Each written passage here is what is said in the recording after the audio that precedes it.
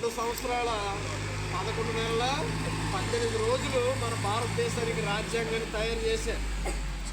అందులో మంచి ఏంటి చెడు ఏంటని ప్రతి ఒక్క దేశానికి కూడా అంబేద్కర్తో పాటు మిగతా ఉన్నటువంటి సభ్యులందరూ కూడా తిరిగారు. అమెరికా అవ్వచ్చు, ఐర్లాండ్ అవ్వచ్చు, దక్షిణాఫ్రికా అవ్వచ్చు, ఆస్ట్రేలియా నుంచి, కెనడా నుంచి, ఇలాంటి కొన్ని దేశాల నుంచి మంచి మంచి అంశాలన్నీ కూడా తీసుకొచ్చి మన రాజ్యాంగంలో పెట్టారు. ప్రజలకు ఏది అవసరం ఉండదు. ప్రజలు ఇప్పుడు మనం ఈ రాజ్యాంగం రాసేస్తున్నాం.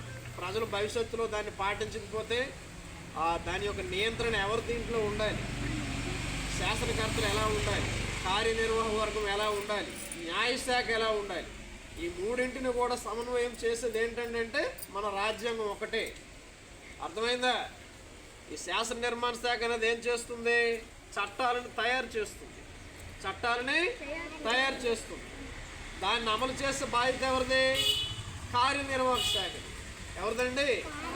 కార్యనిర్వాహక శాఖది. అందులో ఎటువంటి లోటుపోట్లు జరిగినా, అన్యాయం జరిగినా శిక్షించడానికి ఒక సంస్థ ఉంది. ఏంటది? న్యాయశాఖ.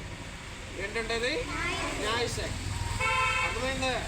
ఇక్కడ ప్రధానమంత్రికి ఎటువంటి చట్టాలు వర్తిస్తాయో తల్లి గర్భంలో ఉన్నటువంటి పిల్లాడికి కూడా అటువంటి చట్టాలు వర్తిస్తాయి. మన దేశంలో ఉన్నటువంటి ప్రతి ఒక్కరికి కూడా.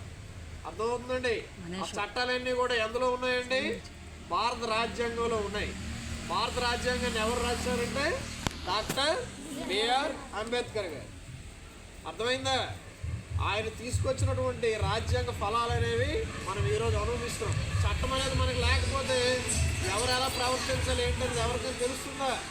మన స్కూల్కి కూడా కొన్ని రూల్స్ ఉన్నాయి కదా. ఉదయం 9 గంటలకు వస్తున్నాం, సాయంత్రం 4 గంటలకు వెళ్తున్నాం. అవునా?